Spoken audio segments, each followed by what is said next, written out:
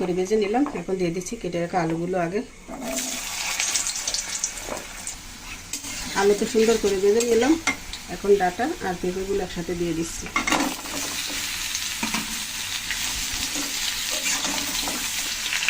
সামান্য একটু হলুদ দিয়ে দিচ্ছি তরকারির সাথে। তরকারির সাথে একটু হলুদ দিয়ে নিলাম। এখন একটু ভালো করে নেড়ে ফেলে কষিয়ে নেব।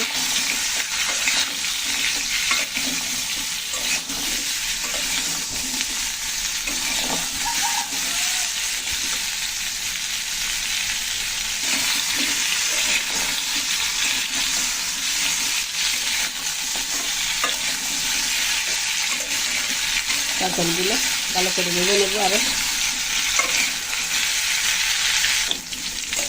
তরকারিটা সুন্দর করে ভেজে নিলাম। এখন দিয়ে দেবো চেরা কাঁচা লঙ্কা, দিচ্ছি 1 চামচ আদা বাটা, 1 চামচ জিরা বাটা, দিচ্ছি কাটানো টক দই, 3 চামচ। সব কিছু সুন্দর করে আমি কষিয়ে নেব। এখন ঢাকা দিয়ে দিচ্ছি।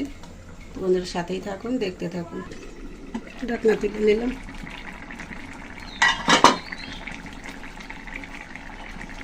তরকারি তো প্রায় হয়ে গেছে। আমি এখন একটু দিয়ে দিচ্ছি আদা, জিরা বাটা, দিচ্ছি আদা বাটা, ভালো করে মিশিয়ে নিচ্ছি।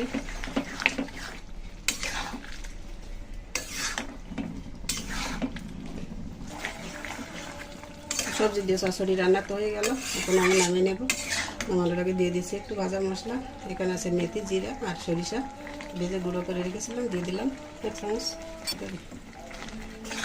দেখুন কাঁঠালের বীজগুলো আমি তো দিয়েছিলাম ফুটন্ত জলের উপর। তো দেখুন কত সুন্দর সিদ্ধ হয়ে গেছে, একদম সফট। মানে ভেজে দিলে যতটা সুন্দর সিদ্ধ হয় তার থেকে কিন্তু বেশি হয় এই গরম জলে, মানে ফুটন্ত জলের উপর দিলে। তো রেসিপিটা আপনাদের কাছে কেমন লেগেছে কমেন্ট করে জানাবেন বন্ধুরা। আর ভালো লাগলে চ্যানেলটিকে সাবস্ক্রাইব করবেন, ফলো দিয়ে আমাদের সাথে থাকবেন। তাহলে তো নামিয়ে নেব। তো নামিয়ে নিলাম। তো বন্ধুরা নামিয়ে নিলাম এই যে নিরামিষ চচ্চড়ি। কেমন লাগলো আপনাদের কাছে রেসিপিটি কমেন্ট করে জানাতে কিন্তু বলবেন না।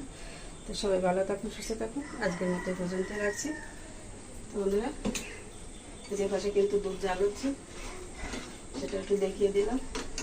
তো সবাই ভালো থাকুন, সুস্থ থাকুন। আজকের মতো সবাইকে ধন্যবাদ ও নমস্কার জানিয়ে রান্নার ভিডিওটি পর্যন্ত রাখছি।